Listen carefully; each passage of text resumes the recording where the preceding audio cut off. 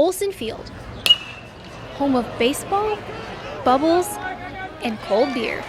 You think of going to a football game or a baseball game, you think of sitting down, having a bag of peanuts and a cold beer in your hand. Since May of 2019, several SEC universities have integrated the sale of beer and wine in public areas during athletic events. After a full season of alcohol sales at Kyle Field, Texas A&M Athletics has taken some time to reflect. I would say the way we've categorized it is so far so good.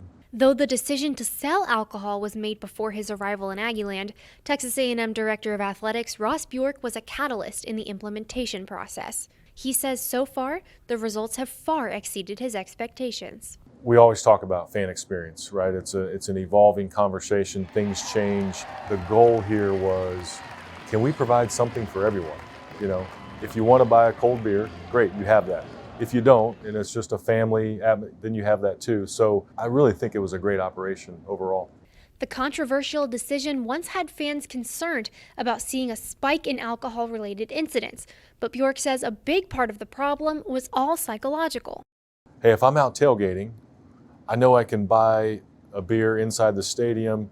You know what? I'll pace myself. We really saw less issues inside the stadium. The data shows that we had less arrests related to alcohol around our venue. I think it's as well regulated as it's going to be at any bar or any other NFL event or anything like that, and there's underage people at those events too. So I think as long as they regulate it and they check IDs, and I think it's a safe place to have it.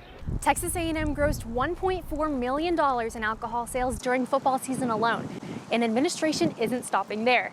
With baseball in full swing here at Olsen Field, fans can purchase beer and wine in designated areas all season long. I think people have enjoyed having the ability to buy it if they want to, and if they don't, then that's fine too. And so I think the experience will carry over, has carried over.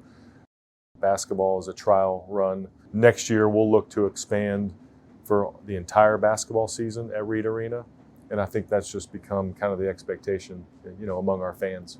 Part of the new policy states that each SEC institution gets to decide for itself whether or not to allow alcohol during events.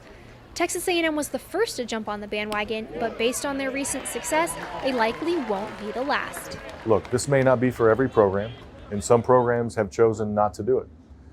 Other programs have chosen to kind of ease into it, evaluate it, look at others and how it's operated. Every campus should be able to operate independently, do it the right way, have the right kind of controls, and I think it's worked out well overall for the conference. NFL and MLB games, there's always been, they sell alcohol there, and they checked IDs. They're good about doing that, so I don't see any problems with it. It's an enjoyable experience with a beer in your hand. In College Station, Leah Musgrave, TexAgs.com.